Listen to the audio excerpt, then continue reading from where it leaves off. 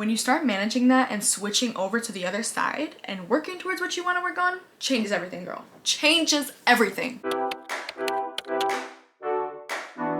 Hi guys, it's Axandra and welcome back to my channel. Today we're gonna be talking about things I wish I knew as a teenager. I'm 22 now, I'm gonna be 23 November 16th, my birthday. As I'm in my early 20s now, I'm reflecting a lot on my teen years. So here are some things I wish I knew as a teenager. I know a lot of you guys are teenagers now and are probably just in that stage of high school. Maybe you're gonna go into college soon. So here's just some things as someone who went through all that I learned. There's a lot I learned, but here are just 7 that came to my mind first. Let's get started. And as always, we got our list. We're ready. This first one I feel like is always said and it feels like a broken record sometimes, but if they wanted to, they would. And if they don't, they simply will not.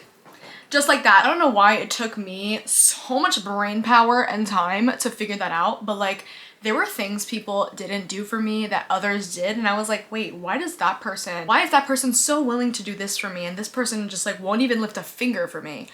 Because I simply just don't want to, and like they don't feel like you're that important to them. I know that sounds rough, but like if they don't want to do something, like they clearly just don't see enough value in your friendship or relationship to do certain things for you. So trust that. When people do stuff and when they don't do things for you, trust that. Like take that personally and be like, okay, sorry, you're not the person for me because this person over here is willing to do all this for me and you can't even do this. No. Take what people give you and like take it personally. It's really something that I don't know why it took me so long to figure it out, but yeah, if they want to, they would, and if they don't, they won't. Simple as that. Number 2 is eye contact. Eye contact is so important, and I started doing it more when I entered college because I saw the importance of it. What I mean by eye contact is if someone's like talking to you, don't just like look to the side or just like look down or something, because it looks like you're not listening to them, and trust me, people will read that.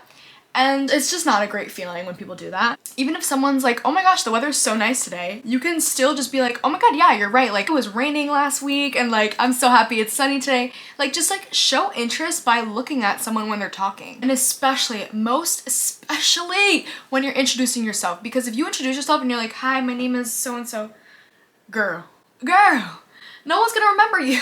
You want people to remember you when you speak to them, look at them in the face when they're talking to you. And number 3 is a little difficult, and this is like hard for my empaths. My empaths are gonna hate me for this one, but master the art of detachment. Oh my gosh, if you're someone that gets attached to people very quickly and you become very emotionally invested into people, that's totally fine. Like that's just who you are. But you have to also master the art of like detaching. When you realize that a situation is no longer for you, or when you feel like you have to cut someone out of your life, you have to master detaching from people. And obviously that's easier said than done, but if you're in a situation that you know is just not for you, or you're around a group of people, whether that be friend groups or a relationship, a boyfriend or a girlfriend, and you just know like, this is not where I should be, you can't just like keep yourself there. You keep yourself there and you will stunt your growth. Master the art of taking yourself somewhere else where you feel like is best suited for you. Detaching is hard, and for me especially, like I feel things so deeply with people, and I feel like if I form a connection with you, it's so hard for me to sever a connection if I really care for you. But I've had to take myself out of situations that were so painful to take out of, so hard to leave, but I did it anyways and I was better for it. So number 4 is don't be afraid to say no, and this also goes with trust your gut. So if something is telling you like I need to leave right now, or if something's telling me like this person is like not good news, learn to say no. Like you are not a horrible person if you take yourself out of something that you're uncomfortable with. Whether that's a situation with someone that they're putting you in an uncomfortable situation, whether that's just being in a group of people that you don't feel good around, you are not a bad person for saying no. If someone is telling you to try this, or oh, it's not that big of a deal, just do it, you're not crazy for saying no. And you're not weird and you're not dumb and nothing. When you master the art of saying no to things that you know deep down are not for you and you trust your gut, you will be better for it. Like it will give you confidence and it will give you trust in yourself.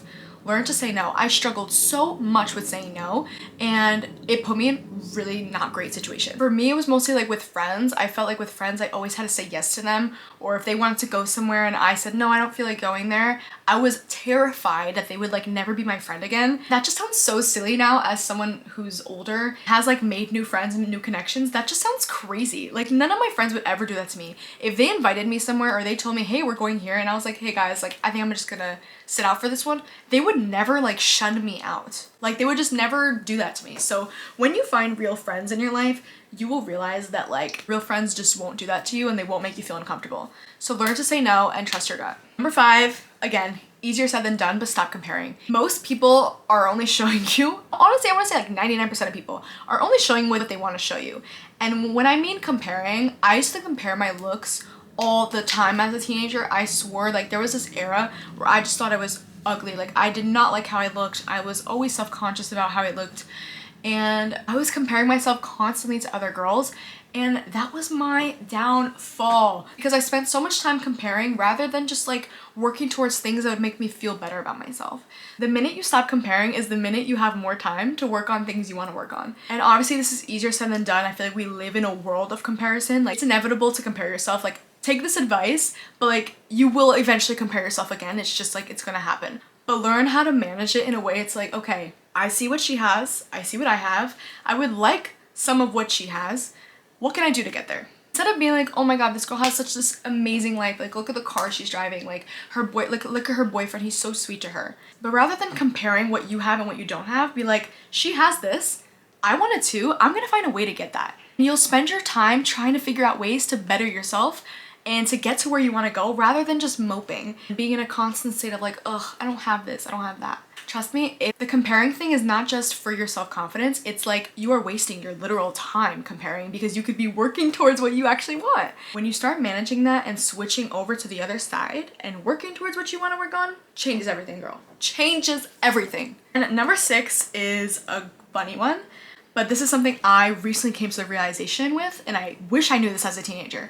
Most people put up a front. Literally think of anyone, they most likely put up a front.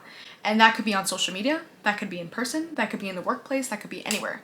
They will put up a front. They will show you what they want you to see. And because of that, never feel like you're better or worse than them. If you see someone going on lavish vacations on social media all the time, it looks like they got an unlimited bank account. Majority of people are in credit card debt. Like that is just the truth. Those expenses, those purses, those designer bags, everything, those beauty treatments are on credit cards, girl. I'm telling you. And I'm not saying this is for everyone, but don't be quick to be like, oh my god, why do they have that? Credit card debt, girl. One word. People put up a front. They show you what they want you to see. Always remember that. Always remember that people show you what they want you to see. Never what goes on behind the scenes. And number 7, I saved this tip for last because I feel like this is something I really want everyone to take with from this video is it's okay to outgrow people and outgrow situations. I know that sounds horrible. Sometimes there are people in your life that you think will stay with you forever and they'll just always be there.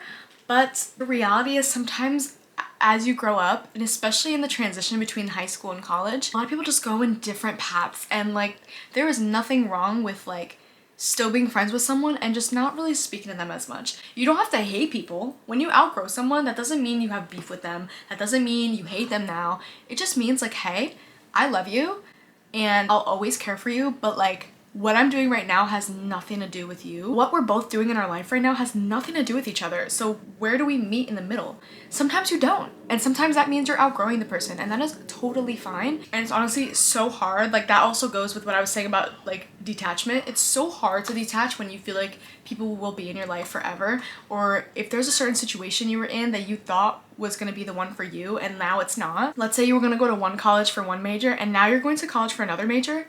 Learn how to embrace that and embrace that sometimes it's okay to outgrow paths as well.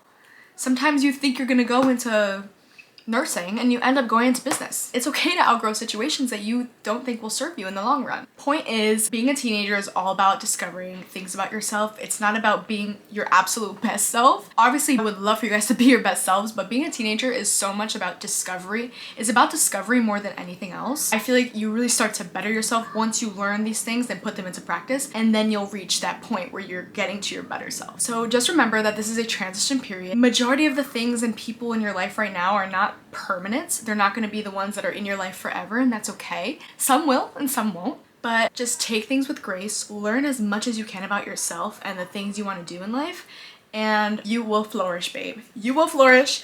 And take this advice from your 22-year-old big sister who has been there, done that, and hope you guys learned from some of these tips that I gave. Thank you guys so much for watching. I hope you guys love this video. Be sure to subscribe because more are coming your way. I have so many videos planned and I'm like so excited to start this channel because I have a whole new vision for it, and it's just, I'm so excited to see it come to life. So be sure to subscribe, follow me on my socials where you can keep up with me day to day, and I will see you guys in my next video. Bye.